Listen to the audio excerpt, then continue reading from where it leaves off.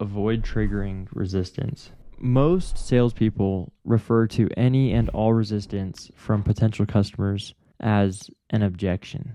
Now, what I want to show you today is that most potential customers, if not all of them, most of them, they're not resisting or they're not objecting to your offer. If they are objecting, it's usually because they're objecting to a salesperson's bad behavior. They're objecting to the way that you're approaching them. They're objecting you, not your offer, not you solving their problem. They're objecting you. And why would they have an objection to the salesperson? Well, it's because the way that they're viewing you is that you are trying to sell them something. You're trying to get something from them. And if you can flip that script, if you can flip it so that your agenda, you don't even have an agenda. If you do, your agenda is to help them, not yourself. The focus is on them. No one is going to object to being helped. There may be some resistance, there may be some concerns that need to be resolved, but they're not going to object to being helped. So when you come from the right place, objections actually disappear. Now, this was really insightful for me when I learned this.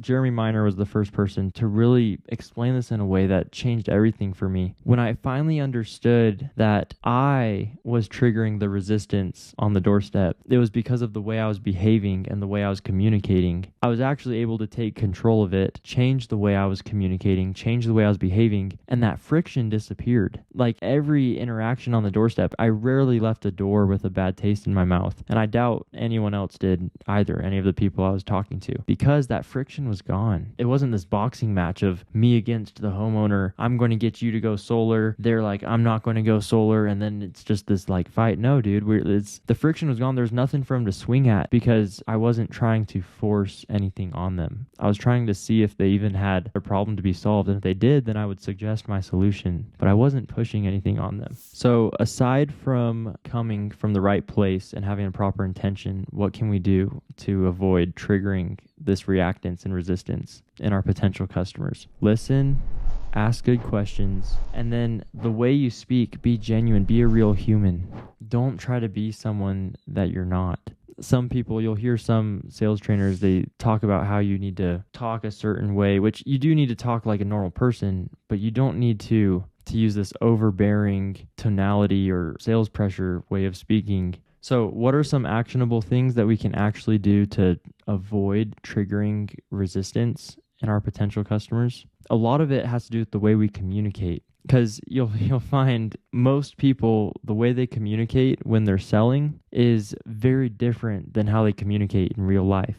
And what I've found is when you can communicate in your job the same way you communicate with your friends and with your family, and you can really be your authentic, genuine self, you'll speak in a way that people actually hear you. It's when you start trying to be someone that you're not, because that sales guy over there, he downtones and he speaks in this overbearing manner and he just like forces it into them.